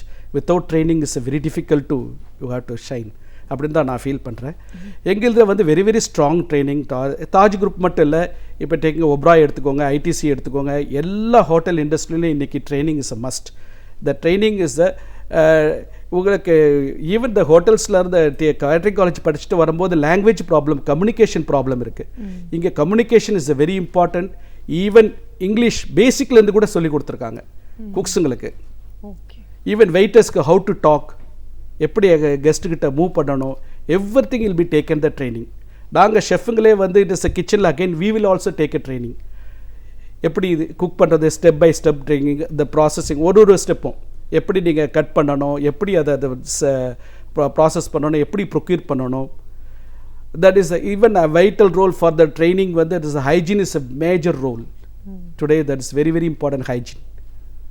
Hygiene also will be training classes. Okay? We have a L&D department, learning and development department is there. Training with it's a must, madam. எல்லா லெவலையும் இருக்குது, not only for the kitchen, house keeping, front office, எல்லா துறையிலையும் அது வந்து ரொம்ப important. இன்னும் குறிப்பிட்டு சொல்லணும் அப்படின்னாக்கா, தாஜோட ஃப்ளைட் கிச்சனில் கிட்டத்தட்ட 16 ஆண்டுகள் நீங்கள் பணி செஞ்சுருக்கீங்க. இந்த ஃப்ளைட் கிச்சன் நம்ம சொல்லும் போதே அக்ராஸ் த வேர்ல்டு எல்லாரும் ரொம்ப அதிகமாக வந்து போகக்கூடிய ஒரு இடம். அதற்கான ஒரு அமைப்பு அப்படின்னும் போது அதில் ஒரு 16 இயர்ஸ்னும் போது ஒரு it's a very long journey அப்படின்னு சொல்லலாம். அந்த அனுபவம் எப்படி இருந்துச்சு? நிச்சயமாக நான் ஹோட்டலில் ஒர்க் பண்ணும்போது it is entirely different timings, different atmosphere, different meeting the people, client entirely different. அப்பப்போ நீங்கள் you have to do it, whatever that's any issues there, you have to sort out the இஷ்யூஸ்லாம் வந்து அப்பப்போ நீங்கள் sort out பண்ணுங்க. But flight kitchen is a different, entirely different challenge. It's like a factory. Okay. It's a standalone kitchen. We started in Chennai, almost about 80,000 square feet that kitchen, and hygiene is a way of life. Like that, we started with when processing, everything is a processing. It is a front going, not anything coming back, because cross contamination, avoiding everything. Vegetable processing, after that cooking, that vital in one more thing I have to tell you, this chef is a artist, he is a creator, same time is a scientific method we used to cook there. Scientific is a major role. Scientific means is a temperature is a major role, including you are receiving the meat or fish or milk, everything has to be taken the temperature. Is a temperature is a vital role. After the cooking, the processing, it is really challengeable, because when I took it, when it's a hotel is entirely different for me, when it's a flight kitchen is entirely different. I took it as a challenge in the project itself. They send me the training for the, we have a Bombay, we have a almost 30,000 meals they are making every day, and Delhi we have all the VVIPs, everything will be done by the Taj Group mostly, and Chennai is taken over for me is very challengeable. Hygiene is very important. We have to give the hygiene, it's very important. இப்போ நீங்கள் பேசும்போதே சொன்னீங்க, நம்ம உணவை தயாரிக்கிற போது ரொம்ப ஜாக்கிரதையாக இருக்கணும், ஒவ்வொன்றுத்தையும் அந்த டெம்பரேச்சர் மெயின்டைன் பண்ணணும். அது சொல்லும் போது சொன்னீங்க, இதில் வந்து நிறைய விவிஐபிஸ் வருவாங்க, அவங்களுக்காகவும் ஸ்பெஷலாக இதெல்லாம் பண்ணணும் அப்படின்னு. ஸோ இதில் ரியலாகவே சேலஞ்சாக தான் இருக்கும். அது சரியாக இல்லைன்னா அது வந்து யூ ஆர் ஆன்சரபிள்னு வரும்போது, but at the same time இவங்களெல்லாம் மீட் பண்ண அனுபவம் எப்படி இருக்குது? ஒரு சரியான முறையில் நல்ல ஒரு உணவை நம்ம தயாரிக்கும் போதோ, அவங்க அந்த ஃப்ளைட்டில் ட்ராவல் பண்ணும்போதோ அவங்களோட இருந்த அனுபவங்கள் பற்றி சொல்லுங்கள். எனக்கு ஃப்ளைட் கிச்சனில் வந்து மீட் பண்ண அனுபவங்கள் வந்து கம்மி. ஹோட்டல் இண்டஸ்ட்ரியில் தான் மீட் பண்ணியிருக்கேன் நான். Prime minister Rajiv Gandhi meet பண்ணியிருக்கேன், and R V Venkataraman president meet பண்ணியிருக்கேன், ஜெர்மன் பிரசிடென்ட் ஃபிஷ்மேன் ஸ்கூலில் இருக்கும்போது மீட் பண்ணியிருக்கேன், நிறைய டிக்னிட்டிஸ் நிறைய பேர் மீட் பண்ணியிருக்கேன். பட் ஃப்ளைட் கிச்சனில் வந்து அவங்களுக்கு மீல்ஸ்ன்னு பண்ணும்போது அவங்களுடைய ஸ்பெசிஃபிகேஷன் இருக்குது. That is very very important. It is called medical மீல்னு சொல்லுவோம். இட் இஸ் அவங்களுடைய ஸ்பெக் என்னவோ அதை வந்து ரொம்ப ஸ்ட்ரிக்டாக ஃபாலோ பண்ணி ஆகணும்.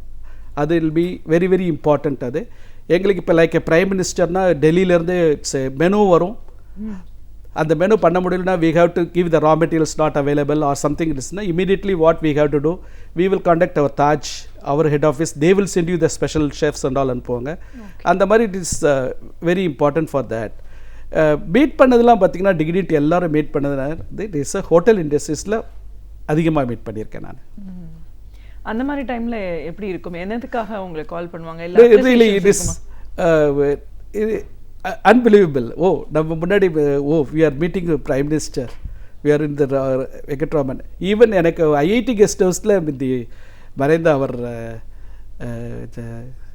எம்ஜிஆர் அவர்களை அவர் வந்து அங்கே நான் மீட் பண்ணியிருக்கவரை. அந்த மாதிரி இட் இஸ் நிறைய டிக்னிட்டி மீட் பண்ணும்போது ஒரு நம்மளுக்கு அது என்ன சொல்கிறதுன்னு தெரியல, ஒரு புரியாத ஒரு இதுவாக இருக்கும் அது. கண்டிப்பாக சார். அப்புறம் வெளிநாடுகள் பயணம் அப்படின்னு நம்ம சொல்லும்போது நீங்கள் அந்த ஷிப்பில் கூட இந்தியன் ஃபுட்ஸ் எல்லாம் ஃபெஸ்டிவலில் ஏதோ ஒரு இதுக்காக ஃபெஸ்டிவல் தான், ஃபுட் ஃபெஸ்டிவலுக்காக போயிருக்கீங்க. ஸோ அந்த மாதிரி போன அனுபவங்கள், அதுக்காக என்ன மாதிரியான ஒரு ப்ரிப்பரேஷன்லாம் ஆரம்பத்துலேயே இருக்கும்? எஸ், அதுக்கு வந்து குயின் எலிசபெத் Q2ன்னு சொல்லுவோம் அது. அதுக்கு வந்து நாங்கள் வந்து ஆக்சுவலி இங்கேருந்து ஒரு டீம் தாஜில் செலக்ட் பண்ணாங்க. நான் இன்னொரு 2-3 ஷெஃப்ஸ் எல்லாம் கிளம்பி இங்கேருந்து flight to Chennai, Mumbai to Nairobi, Nairobi to மும்பாசாவில் போயிட்டு தான் அந்த ஷிப்பில் நாங்கள் வந்து போர்டின் ஆனோம். அங்கேருந்து it is Seychelles to Chennai. அதில் வந்து 4 days வந்து we had 5 days South Indian food festival பண்ணோம். அதில் பார்த்திங்கன்னா 1800 பேர் அதில் பயணிகள் இருந்தாங்க. அதில் அவங்களுக்கு வந்து நாங்கள் வந்து நம்ம சவுத் இண்டியன் ஃபுட் பண்ணி நாங்கள் பரிமாறணும். பொஃபேவும் கொடுத்தோம், அலக்காட்லேயும் கொடுத்தோம். அது அவங்களாம் பார்த்திங்கன்னா ரிச்சஸ்ட் பீப்புள் ஆர் ட்ராவலிங். அவங்களாம் ரொம்ப என்ஜாய் பண்ணி சாப்பிட்டாங்க. நம்மளுடைய சப்பாத்தி, பூரி, காஃபி எடுத்துகிட்டு போயிருந்தோம். நம்ம சவுத் இண்டியன் ஃபில்டர் காஃபி கொடுத்தோம். அவங்க ரியலி அந்த எஸ்பெஷலி நம்ம அந்த டவராவில் வந்து ஆற்றி கொடுக்கும்போது அவங்க ரொம்ப என்ஜாய் பண்ணி குடித்தாங்க. கிட்டத்தட்ட எங்களால் காஃபியை போட முடியல ஒரு ஸ்டேஜில். அந்தளவுக்கு அவங்க என்ஜாய் பண்ணி அதை சாப்பிட்டாங்க. அதனால் அங்கேருந்து ஷீஷலுக்கு வந்தோம். அதனால் ஒரு நல்ல அனுபவம். அதில் வந்து அதுலேயும் அந்த இப்போ இந்த நம்ம ட்ரைனிங்கை பற்றி பேசணும். அங்கேயும் ட்ரைனிங் கொடுத்தாங்க எங்களுக்கு. ஏதாவது எமர்ஜென்சினா எப்படி இதுவாகணும், ஃபயர் ஆச்சுன்னா எப்படி ஆகணும், அந்த மாதிரி ட்ரைனிங்லாம் எங்களுக்கு கொடுத்தாங்க. அது ஒரு 5 star hotel. It is a floating அப்படின்னு தான் சொல்லணும். 2 swimming pool, about 800 to 1000 people உட்காந்து பார்க்குற மாதிரி தியேட்டர். ஒரு நல்ல அனுபவம் தான் அது எங்களுக்கு. இப்போது நிறைய மாணவர்கள் இது தேர்ச்சி பெற்று வராங்க, இந்த துறையை தேர்ந்தெடுத்து வராங்க அப்படின்னு நம்ம பார்க்கும்போது இங்கேயும் நிறைய ஃபுட் ஃபெஸ்டிவல்ஸ் அப்படின்னு இருக்கிறத பார்க்குறோம். இன்னும் அவங்கள ஊக்குவிக்கிற மாதிரி என்ன மாதிரியான ஒரு நிலைப்பாடெல்லாம் இப்போது நீங்கள் எடுத்துகிட்டு இருக்கீங்க? நீங்கள் ஒரு அமைப்பு ரீதியாக செயல்பட்டு இருக்கீங்க அப்படின்றதையும் சொன்னீங்க. ஆமாங்க. இங்கே வந்து நாங்கள் 1999 வந்து சவுத் இந்தியா கல்னரி அசோசியேஷன் ஆரம்பித்தோம். அது வந்து it is no any political or any பிஸ்னஸோ எந்த மாதிரி எதுவுமே கிடையாது. அதில் அது only for the platform for the young chefs to come. And எங்களுக்கு கம்யூனிகேஷன் இஸ் டுடே பார்த்திங்கன்னா பாம்பே ஷெஃப்னு யாருன்னு எங்களுக்கு தெரியும், டெல்லி ஷெஃப் இங்கே இந்த குரூப்பில் இந்த ஹோட்டலில் யார் இருக்காங்கன்னு தெரியும். We have a members. நாங்கள் ஸ்டார்ட் பண்ணும்போது அரௌண்ட் 40 to 50 பீப்புள் தான் இருந்தாங்க. இன்றைக்கி proudly I can say it is 3000 peoples member in that. அதனால் இட் இஸ் எவ்ரி இயர் 2 yearsக்கு ஒரு தடவை வி ஹேவ் அ காம்படிஷன் இருக்குது. அந்த காம்படிஷனில் வந்து chefs, young chefs, they can show that their talent. இவன் நீங்கள் எவ்வளோ தான் ஹார்ட் ஒர்க் பண்ணால் கூட ஹோட்டலில் உங்களுடைய இதை வெளியே காமிக்கிறதுக்கு ஒரு ஆப்பர்ச்சுனிட்டி நாங்கள் கொடுக்குறோம்.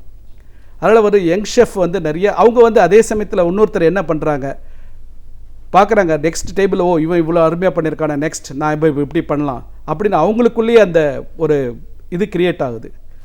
அதனால் ஒரு நல்ல ஒரு எங்கள் அசோசியேஷனில் வந்து நிறைய சேரிட்டி பண்ணுறோம். நாட் ஓன்லி தட் ஷெஃப்ங்களுக்கு மட்டும் கிடையாது, we are doing the charity work also we are doing. And young ஷெஃப்க்கு எஸ்பெஷலி பார்த்திங்கன்னா பிஃபோர் அந்த இது எங்கள் அசோசியேஷன் மூலமாக they can enter no world காம்படிஷனில் என்டர் ஆகலாம் இன்றைக்கி. அது ஒரு பெரிய ஒரு வரப்பிரசாதம் தான் நான் சொல்லணும். அந்த மாதிரி இப்போ நிறைய ஷெஃப்ஸுங்க அட்டன் பண்ணிகிட்ருக்காங்க. இப்போ லாஸ்ட் இதில் பார்த்திங்கன்னா எங்களுக்கு ஒரு 650 பீப்புள் அட்டன் பண்ணாங்க. ஆல் த ஹோட்டல்ஸ்லேருந்து வந்து பார்ட்டிசிபேட் பண்ணாங்க. வாட் அ டேலண்ட் அவங்கக்கிட்ட இருக்கிறது. ஆல்மோஸ்ட் சாக்லேட் கார்விங், ஒருத்தர்கிட்ட வந்து மல்டி ஸ்கில். அவர் சாக்லேட் கார்விங்கும் பண்ணுறாரு, வெஜிடபிள் கார்விங்கும் பண்ணுறாரு, is cooking the food also. அந்த அளவுக்கு அந்த அவங்களோட இது வெளிப்படுது. அதனால் அந்த மேனேஜ்மெண்ட்டுக்கும் அவங்களுக்கு இந்த ஷெஃபுக்கு மேபி அவங்களால அந்த சாய்ஸ் இது கொடுக்க முடியாது. பட் இந்த அசோசியேஷன் மூலமாக வந்து அதை நாங்கள் கொடுத்துருக்கோம். இது வந்து இப்போ நாட் ஓன்லி சவுத் இந்தியாவில் மட்டும் கிடையாது. வி ஹேவ் 4 அசோசியேஷன் இருக்குது. அந்த 4 அசோசியேஷன் வந்து மெர்ஜாக இருக்குது. It is called IFCA, Indian federation of culinary association சொல்லிட்டு. நாங்கள் அது வந்து இப்போ வந்து இதை வந்து சேலஞ்ச் இன்டர்நேஷ்னல் லெவலில் we are challenging now, we are entering now. நிறைய சேலஞ்சஸ், நிறைய ஒலிம்பிக் கூட லாஸ்ட் இதில் போயிட்டு வந்தாங்க எங்கள் அசோசியேஷன்லேருந்து. அதனால் அது ஒரு நல்ல ஒரு ஸ்டெப் இன்றைக்கி ஃபார் த யங் ஷெஃப்ஸ்க்கு.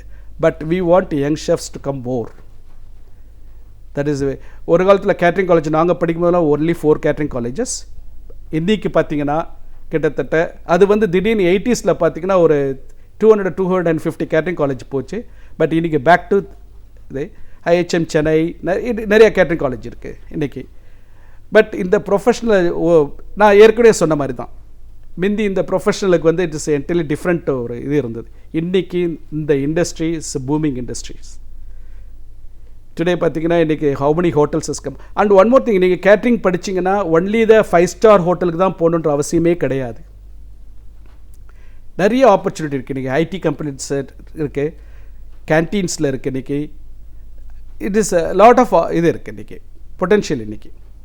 இதில் ஒன் மோர் திங் என்னுடைய இது என்னென்னா, இந்த இண்டஸ்ட்ரியில் வந்து உமன்ஸ் லேடிஸ் வந்து ரொம்ப கம்மியாக இருக்காங்க. வராங்க, வந்தாலும் அவங்க என்ன பண்ணுறாங்கன்னா சூஸ் பண்ணுறது வந்து இட் இஸ் ஃப்ரண்ட் ஆஃபீஸில் போயிடுறாங்க, இல்லை ஹவுஸ் கீப்பிங்கில் போயிடுறாங்க. ப்ரொடக்ஷனில் we have very good chefs எல்லாம் இருந்திருக்காங்க. இதெல்லாம் இன்றைக்கி பாம்பே டெல்லியிலலாம் இருக்காங்க. இப்போ பார்த்திங்கன்னா இப்போ சின்ன இதில் இதில் என்ன சொல்கிறது, சின்ன சின்ன ஃபாஸ்ட் ஃபுட் ரெஸ்டாரண்ட்டில் பார்த்திங்கன்னா இன்றைக்கி எவ்வளோ பேர் கேர்ள்ஸ் ஒர்க் பண்ணுறாங்க. But still they don't want to come to the கிச்சனில் வந்து அவங்க ரொம்ப நல்லா ஷைன் பண்ணலாம். ஒன்லி தட் வெரி பிந்தி மாதிரி கிடையாது, நைட் டியூட்டி இதெல்லாம் கிடையாது. இன்றைக்கி இட் இஸ் சேஃபஸ்ட் இன்றைக்கி உடைய ஹோட்டல் இண்டஸ்ட்ரி. நாட் மாதிரி பிந்தி மாதிரி பயப்பட வேண்டிய அவசியமே கிடையாது இன்றைக்கி. அதனால் இட்ஸ் நிறைய young chefs women's also has to come. காலேஜில் படிக்கிறாங்க இன்றைக்கி. நான் எஸ்ஆர்எம்லாம் காலேஜில் நாங்கள் போகும்போது பார்க்குறோம், நிறைய girls interested, they are cooking very much. But கடைசியில் போகும்போது ப்ரொஃபஷனல் என்ன பண்ணுறாங்கன்னா they are changing to the professional to other lines. அதனால் it is really welcome for this professional தான் சொல்லுவேன் நான். ஒரு செஃப்பாக உங்கள் பயணம் எப்படி ஆரம்பிச்சிது? இந்த 37 ஆண்டுகள் அப்படிங்கிறது வந்து எவ்வளோ ஒரு பெரிய அனுபவமாக இருக்குது. இன்றைக்கி இந்த துறையோட வளர்ச்சி அப்படின்னு பார்க்கும்போது எவ்வளோ பெரிய அளவில் போயிருக்கு, எவ்வளோ மாணவர்கள் ஆர்வமாக இதை படிக்க ஆரம்பிச்சிருக்காங்க, இதோட கேலிபர் எவ்வளோ தூரம் போகுது, ஒரு பெரிய அளவுக்கு ஒருத்தரை கொண்டு போய் சேர்க்கக்கூடிய விஷயங்கள்லாம் இந்த துறை சார்ந்து இன்றைக்கி எப்படி இருக்குது, ஒவ்வொரு காலேஜஸ் அந்த காலகட்டத்தில் எவ்வளோ காலேஜஸ் இருந்தது, இப்போ எப்படி இருக்குது, அதுலேயும் இன்னோவேஷன் அப்படின்னு வரும்போது இந்த துறையை பொறுத்த வரைக்கும் எவ்வளோ விதமான உணவுகள் எல்லாம் இன்னைக்கு தயாரிக்கிறாங்க. அவங்களுக்கான ஒரு அசோசியேஷன் நீங்கள் ஆரம்பிச்சது, அதன் மூலமாக எவ்வளோ மாணவர்கள் பயனடைஞ்சிருக்காங்க. இன்றைக்கி ஒலிம்பிக் போகிற அளவுக்கு இந்த துறையோட வளர்ச்சி இருக்குது அப்படின்னும் போது உங்களோட நீண்ட அனுபவங்கள் சார்ந்த பல விஷயத்தை எங்களால் இன்னைக்கு முழுமையாக புரிஞ்சிக்க முடிஞ்சிச்சு. உங்களோட அனுபவங்கள் சார்ந்த பல கருத்துக்களை எங்களோட நீங்கள் முழுமையாக பகிர்ந்ததுக்கு நன்றி. நன்றி. பேசும் ஒவ்வொரு வார்த்தையிலும் ஒவ்வொரு மனிதனும் கவனம் கொள்ள வேண்டும். கற்ற விஷயங்கள் ஏராளமாக இருப்பினும் பேசும் வார்த்தைகள், உச்சரிப்புகள் மிகவும் அழகானதாக இருக்க வேண்டும். அவ்வாறே நாம் அறிந்திராத பல அரிய தகவல்களை மிகவும் அழகாகவும் கவனமாகவும் நம்மிடையே பகிர்ந்து கொள்ள வருகிறார் பேராசிரியர் சுபவீர பாண்டியன் அவர்கள். நம் வீடியோ லைவ் நிகழ்ச்சியின் அடுத்த பகுதியாக வரவிருப்பது ஒன்றே சொல் நன்றே சொல்.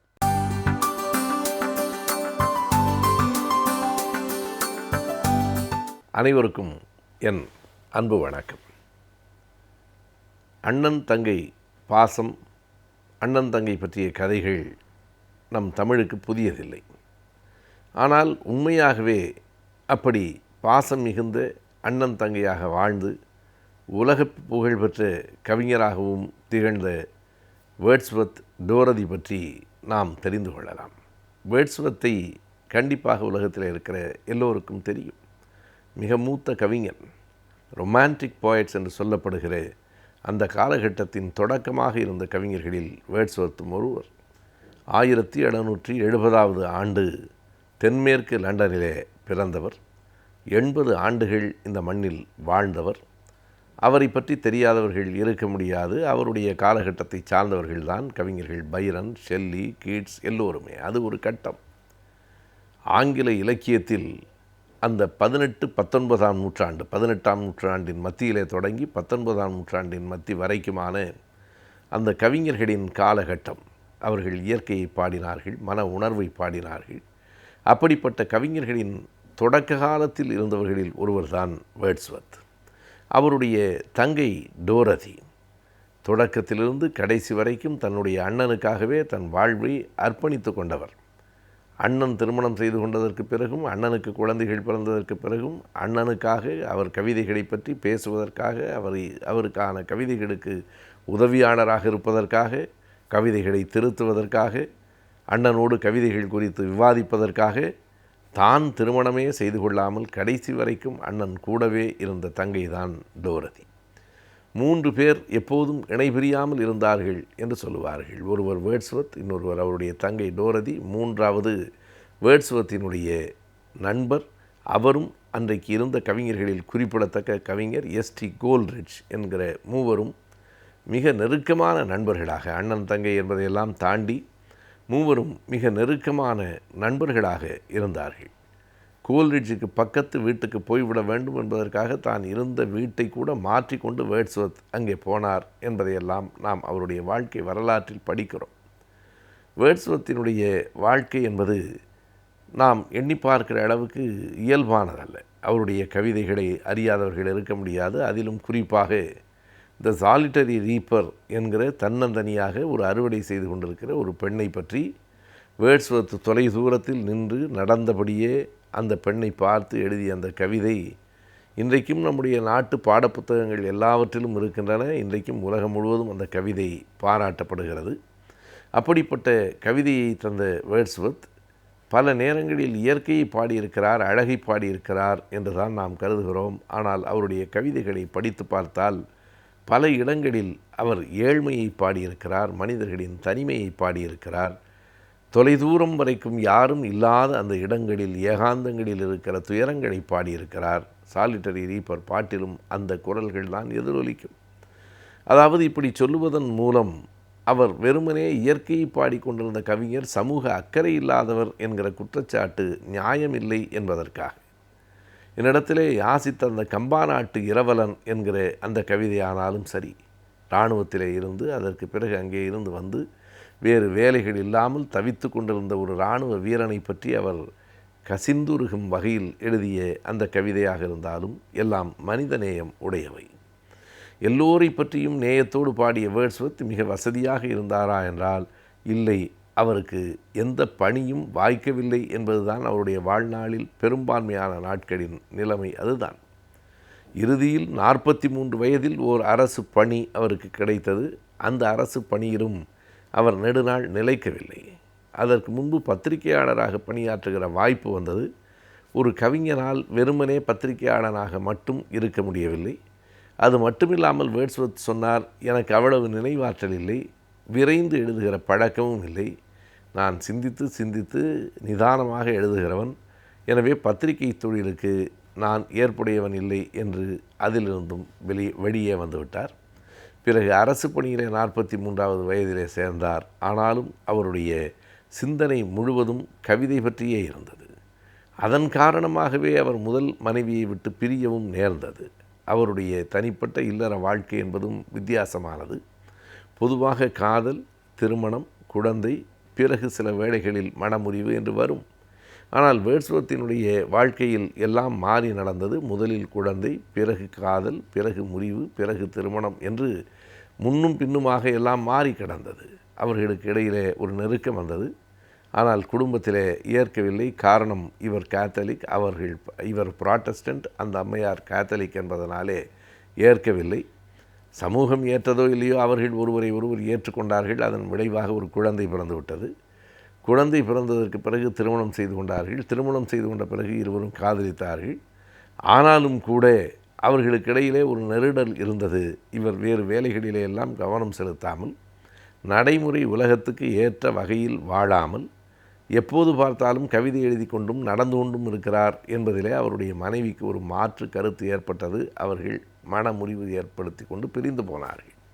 பிறகு இன்னொரு பெண்ணை அவர் மணந்து கொண்டார். முதல் மனைவிக்கும் ஒரு குழந்தை, இரண்டாவது மனைவிக்கும் ஒரு குழந்தை என்றெல்லாம் இருந்தது. ஆனால் வேர்ட்ஸ்வர்த் தன்னுடைய இயல்பான வாழ்க்கை போக்கை மாற்றிக்கொள்ளவே இல்லை.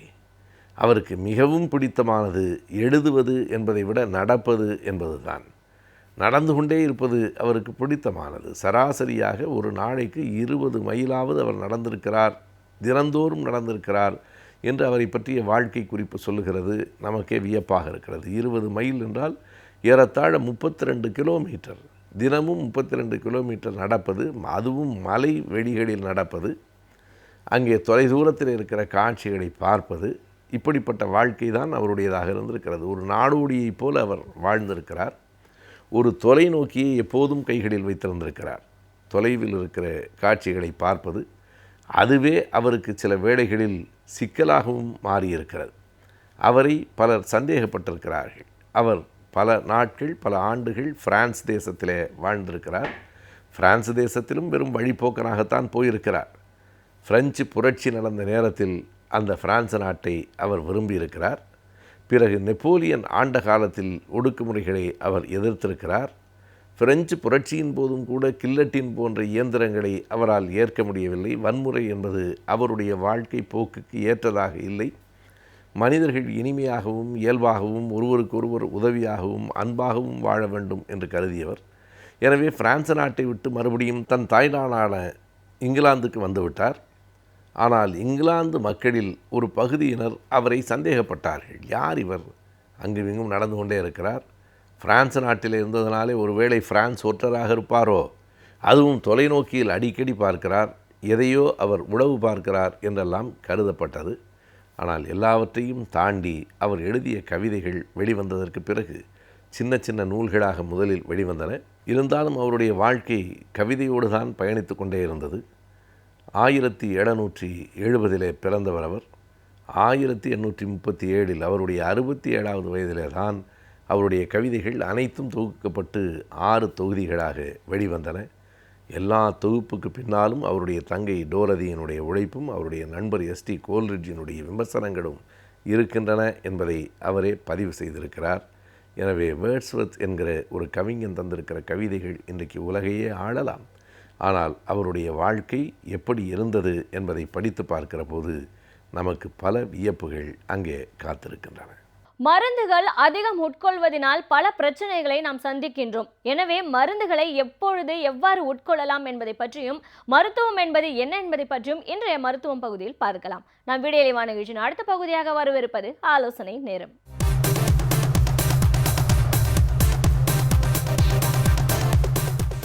இன்றைக்கி நம்ம பார்க்க போகிறது ஃபேட்டி லிவர் என்ற நோயை பற்றி, கல்லீரலில் கொழுப்பு. ஸோ நீங்கள் சும்மா மாஸ்டர் செக் தான் போயிருப்போம். ஜஸ்ட்டு மாஸ்டர் செக் பண்ணால் எல்லாம் நல்லா இருக்குது, கல்லீரலில் மட்டும் கொஞ்சம் கொழுப்பு இருக்குது அப்படின்னு சொல்லுவாங்க. அந்த கல்லீரலில் கொழுப்பு அதை ஒன்றும் கண்டுக்க வேண்டியதில்லை சார் அப்படின்னு நிறைய மருத்துவர்கள் கூட கூறி விடுவார்கள். பட் அது உண்மை அல்ல. கல்லீரலில் கொழுப்பு இருந்தால் அந்த கொழுப்பு ஏன் இருக்கிறது, அதை எவ்வாறு சரி செய்வது என்று கண்டிப்பாக ஒவ்வொருவரும் யோசிக்க வேண்டும். ஏனென்றால் ஒரு 5-10 ஆண்டுகள் கழிந்தால் அந்த கல்லீரல் கெட்டியாவதற்கு வாய்ப்பு இருக்கின்றது. இப்போ கல்லீரல் பார்த்திங்கன்னா ரொம்ப ரொம்ப சாஃப்ட் ஆர்கன். ஸோ அதை பற்றி ஒரு கவிதை கூட நான் எழுதியிருந்தேன். தன் ஈரலே தளிர் ஈரலே உன்னை கல் ஈரல் என்று அழைத்திட்ட அந்த கல் நெஞ்சுக்கார மாந்தர்தாம் எங்கே அப்படின்னு கல்லீரலை காதலிப்போம் என்ற கவிதையின் முதல் வரியாக எழுதியிருந்தேன் நான். ஸோ அதாவது கல்லீரல், லிவர் பார்த்திங்கன்னா தொட்டு பார்த்தா சாஃப்டாக இருக்கும். லிவர் தான் இருக்கிறதுலையே உடலிலே, மனித உடம்பிலேயே மிகப்பெரிய உறுப்பு எதுனா கல்லீரல் தான். அந்த கல்லீரல் வலது மார்க்கூட்டுக்குள்ளே இருக்குது. அந்த கல்லீரல் மெட்டபாலிக் ஃபங்க்ஷன்ஸ் ஃபுல்லாக பண்ணுது. நம்ம சாப்பிட்ற உணவை செரிமானம் பண்ணி அதை புரதமாக, கொழுப்பாக, சர்க்கரையாக ஒன்றுலேருந்து ஒன்றை மாற்றி அதையெல்லாம் ஸ்டோர் பண்ணி மூளைக்கு எரிபொருளை கொடுத்து வைட்டமின்ஸை உற்பத்தி பண்ணி, அது மட்டும் இல்லாமல் அதில் நம்ம உணவுலேருந்து வர நச்சுக்கிருமிகளெல்லாம் அழித்து நம்ம மருந்துகள் உட்கொள்ளும் பொழுது அதையெல்லாம் மெட்டபலைஸ் பண்ணி அதில் இருக்கிற நச்சுத்தன்மையெல்லாம் மாற்றி, அப்புறம் பாக்டீரியா, வைரஸ் எல்லாம் வந்தால் அதோட போராடி, இது போல் 24 மணி நேரங்கள் நாம் உறங்கினாலும் கண்ணுறங்காது உழைத்து கொண்டிருப்பது கல்லீரல். அந்த கல்லீரலை தான் நம்ம கண்டுக்கிறதே இல்லைங்க. இந்த ஃபேட்டி லிவர் எதனால் வருது? முதலாவது காரணம் உடல் பருமன். ஸோ உடம்பு பாடி மாஸ் இண்டெக்ஸ்னு சொல்லுவோம். எந்த உயரத்திற்கேற்ற அந்த எடை இருக்க வேண்டும். நான் 170 சென்டிமீட்டர் நம்ம உயரமாக இருந்தால் 70 கிலோ இருக்கணும். 160 இருந்தால் 60 கிலோ தான் இருக்கணும். 150 இருந்தால் 50 கிலோ தான் இருக்கணும். ஸோ அந்த மாதிரி உயரத்துக்கேற்ற எடை வேண்டும். அடுத்தது உடற்பயிற்சி வேண்டும். அப்புறம் உணவு, எளிமையான உணவு வேண்டும். இதெல்லாம் இல்லாமல் இருந்ததுன்னா கண்டிப்பாக கல்லீரலில் போய் கொழுப்பு படிமானமாகும். இந்த கல்லீரல் கொழுப்பு படிமானத்திற்கு இன்னும் பல காரணங்கள் இருக்கின்றன. ஒன்று சிலருக்கு ஜீன்ஸ்லேயே கொழுப்பு வரும், ரத்தத்தில் கொழுப்பு. வாய்க்கொழுப்பை பற்றி நம்ம கவலைப்பட வேண்டியதில்லை, அது அவங்களோட பிரச்சனை. ரத்தத்தில் இருக்கிற கொழுப்பை பற்றி எல்லாரும் கவலைப்பட்டாகணும். ஒன்றுமே தெரியாது, திடீர்னு ஒரு ஹார்ட் அட்டாக் வரப்போ தான் தெரியும். ஸோ இது பரம்பரை நோய். ஸோ அப்போ ரத்தத்தில் கொலஸ்ட்ரால் அதிகமாக இருக்கும், ட்ரைக்ளிசரைடு அதிகமாக இருக்கும், எல்டிஎல் கொலஸ்ட்ரால் அதிகமாக இருக்கும், ஹெச்டிஎல் என்ற நட்புத்தன்மையுடைய கொலஸ்ட்ரால் குறைவாக இருக்கும். இப்போ அந்த கொழுப்பு சத்து பார்த்திங்கன்னா கொலஸ்ட்ரால் 160 கீழே இருக்கணும், ட்ரைக்ளிசரைடு 150 கீழே இருக்கணும், எல்டிஎல் கொலஸ்ட்ரால் 70 கீழே இருக்கணும், ஹெச்டிஎல் கொலஸ்ட்ரால் 50க்கு மேலே இருக்கணும். இதில் மாறுபாடுகள் இருந்தால் கண்டிப்பாக இந்த கொழுப்பை நம்ம மருந்து உணவு, உடற்பயிற்சி, மருந்தின் மூலமாக சரி செய்ய வேண்டும். அடுத்தது பார்த்திங்கன்னா சுகர், டயபெட்டிஸ். இது அன்கண்ட்ரோல்டு சர்க்கரை ரத்தத்தில் இருக்கிற சர்க்கரை அளவு வெறும் வயிற்றில் 100 கீழே இருக்கணும், சாப்பிட்ட அப்புறம் 140 கீழே இருக்கணும். இந்த மாதிரி இல்லைன்னா அதிக அளவு சர்க்கரை உடலில் காணப்பட்டால் அதனாலேயும் கல்லீரலில் கொழுப்பு படிமானமாகும். அடுத்தது நம்ம உணவு வகைகள், நிறைய கொழுப்பு உணவுகள் நாம் உட்கொள்ளும் பொழுது அதெல்லாம் போய் கல்லீரலில் தான் போய் டெபாசிட் ஆகும். அதே மாதிரி கார்போஹைட்ரேட் நிறைய அரிசி இதெல்லாம் நிறைய சாப்பிடும் பொழுது அதுவும் கொழுப்பாக மாற்றப்பட்டு சேமிக்கப்படும். ஸோ இந்த மாதிரி கல்லீரலில் கொழுப்பு ஏற்படுவது உணவினால் நம்ம ஒபிசிட்டினால் மட்டும்தானா அப்படின்னு கேட்டால் இல்லவே இல்லை. அதை கூட மிக முக்கியமான காரணம் ஒன்று இருக்குது, அது மது. ஸோ நிறைய வந்து ட்ரிங்க்ஸ் எடுத்துகிட்டே இருந்தால் கண்டிப்பாக கல்லீரலுடைய உடல் நலம் பாதிக்கப்படும். கல்லீரல் வந்து கெட்டியாக ஆரம்பிச்சிடும். முதல்ல கொழுப்பு படிமானம், அந்த கொழுப்பு படிமானமானது ஃபஸ்ட்டு ஸ்டேஜ் வந்து ஸ்டியட்டோசிஸ் என்று கூறுவோம், அந்த கல்லீரலில் போய் ஏற்படுகின்ற கொழுப்பு. ஸோ இதை எப்படி கண்டுபிடிக்கலாம்? ரொம்ப ஈஸி, ஒரு அல்ட்ராசவுண்ட் ஸ்கேன் பண்ணால் தெரிஞ்சு போயிடும். அடுத்தது இந்த கல்லீரல் கொழுப்பு இருக்கிற செல்ஸ் எல்லாம் உடைய ஆரம்பிக்கும். நார்மலாக பார்த்தீங்கன்னா கல்லீரலுடைய நொதிகள் அந்த SGOTPT என்ற என்சைம்ஸ் இது வந்து 24 கீழே இருக்கணும் ஆண்களில், பெண்களில் 19 கீழே இருக்கணும். இப்போ அது வந்து 37-40க்கு மேலெலாம் போச்சுன்னா கல்லீரலில் செல்ஸ் அதிகமாக உடையுதுன்னு அர்த்தம். இப்போ இந்த ஃபேட்டி லிவரில் ஃபஸ்ட்டு ஏற்படுகின்ற மாறுபாடு வெறும் கொழுப்பு படிமானம், அப்போ ஒன்றும் பிரச்சனை இல்லை. அடுத்த ஸ்டேஜில் இந்த செல்ஸ் உடையும், அப்போ வந்து இந்த SGOTPT மேலே போகும்.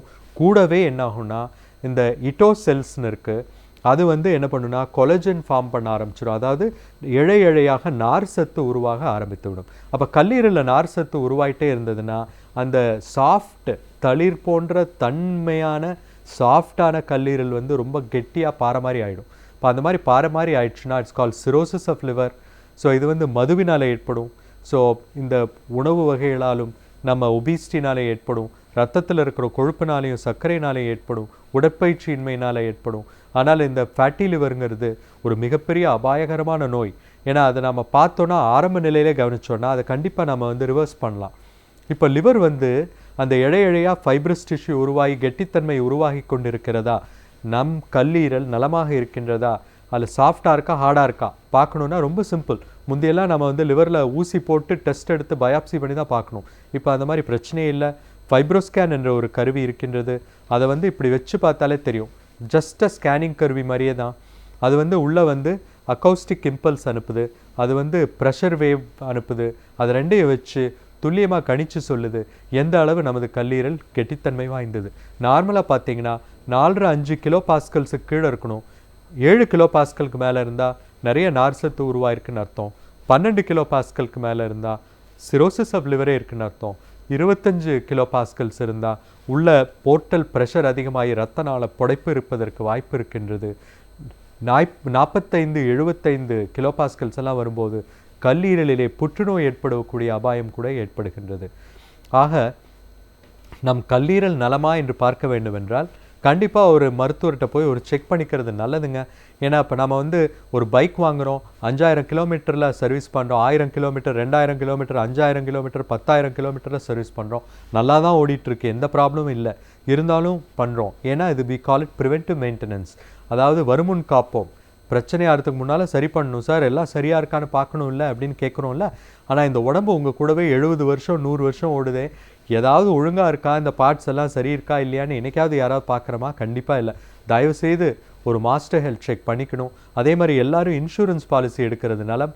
ஏன்னா இன்றைக்கி வர எக்யூப்மெண்ட்ஸ் பூரா எல்லாம் வெளிநாட்டிலேருந்து தான் வருது, எல்லாமே விலை ஜாஸ்தி. அது மட்டும் இல்லாமல் இந்த மருத்துவர்களுக்கும் அந்த இது வந்து பேங்க் லோன் கொடுத்தா கூட ப்ரையாரிட்டி செக்டர் லெண்டிங்கில் இல்லை, அவங்களுக்கு வந்து லோன் அமௌண்ட்டு குறைக்க மாட்டாங்க. எல்லாருக்குமே பொருள் இருந்தால்தான் இந்த உபகரணங்கள் நவீன உபகரணங்களை வாங்க முடியும். ஸோ அப்போ அது போய் நம்ம டெஸ்ட் பண்ணிக்கிறதுக்கு நமக்கு சக்தி வேணும். அதுக்கு வந்து நமக்கு வந்து இந்த இன்சூரன்ஸ் பாலிசி அது இருந்ததுன்னா நமக்கு எந்த வித பிரச்சனையும் இல்லாமல் நாம் பாதுகாத்து கொள்ளலாம். ஸோ ஆக கல்லீரல் கொழுப்பு என்பது நாம் அசிறுத்தையாக அது ஒன்றும் இல்லைங்க அப்படின்னு சொல்ல மாதிரி பிரச்சனை அல்ல. ஆரம்ப நிலையிலேயே கல்லீரலில் ஏன் கொழுப்பு படிமானமாக இருக்கின்றதுன்னு கண்டறிய வேண்டும். மது அருந்துபவர்கள் என்னைக்காவது ஒரு நாள் கொஞ்சமாக எடுக்கலாம், இல்லை எடுக்காமல் இருக்கிறது ரொம்ப ரொம்ப நல்லது. ஸோ மற்றபடிக்கு கொழுப்பை குறைவாக வைத்துக்கொள்ள வேண்டும், சர்க்கரையை நார்மல் லெவலுக்குள்ளே வச்சுக்கணும், அண்ட் எக்ஸசைஸ் டெய்லி பண்ணணும். இது மாதிரி பண்ணிகிட்டு இருந்தோன்னா கண்டிப்பாக இந்த கல்லீரல் கொழுப்பு கரையும், அந்த ஃபைப்ரோசிஸ் கூட ரிவர்ஸ் பண்ண முடியும். அடுத்தது வந்து இந்த க்ரீன் காஃபி நம்ம வந்து பரிசோதனைகளில் காட்டியிருக்காங்க, ஃபேட்டி லிவரையே ரிவர்ஸ் பண்ணக்கூடிய சக்தி உடையது. வெயிட் குறைப்புக்கு வந்து எடை குறைப்புக்கு க்ரீன் டீ கார்சினியா காம்பினேஷன் ரொம்ப உதவியாக இருக்கும். ஸோ இதெல்லாம் எடுத்துக்கும் போது ஆன்டி ஆக்சிடென்ட்ஸ் வந்து உள்ளே நடக்கிற அந்த மகாபாரத யுத்தத்தை நிறுத்தி அந்த நல்ல சக்திகள் வந்து வெற்றி பெறுவதற்கு இந்த ஆன்டி ஆக்சிடென்ட்ஸ், இந்த phenolic compounds, hydroxycitric acid, chlorogenic acid, அதாவது green tea, garcinia and green காஃபியில் இருக்கிற ஆன்டி ஆக்சிடென்ட்ஸை சொல்கிறேன். அது எடுத்துக்கொள்ளும் பொழுது ஈவன் ஃபேட்டி லிவர் கூட ரிவர்ஸ் ஆகுதுன்னு விஞ்ஞானபூர்வமாக காட்டியிருக்காங்க. ஸோ ஆக ஃபேட்டி லிவர் என்ற நோய், கல்லீரலில் கொழுப்பு, வருமுன் காப்பது நல்லது. வந்த பிறகு எந்த நிலையில் இருக்கின்றது என்று ஆராய்ந்து உடனடியாக அதற்கான மருத்துவ ஆலோசனை பெற்று நாம் அதை சரி செய்து கொள்வது நலம் பயக்கும். இல்லை என்றால் கல்லீரல் கெட்டியாகி சுருங்கி விடுவதற்கோ கல்லீரலில் புற்றுநோய் வருவதற்கு வாய்ப்பு இருக்கின்றது. அதற்கு 10-20 ஆண்டு காலம் அவகாசம் கிடைக்கும். அதுக்குள்ளே அதை சரி செய்யணும் என்ற செய்தியை உங்களிடம் பகிர்ந்து கொண்டு இன்றைய நிகழ்ச்சியிலிருந்து விடைபெறுவது உங்கள் அன்பன் டாக்டர் மோகன் பிரசாத். வணக்கம் நேயர்களே.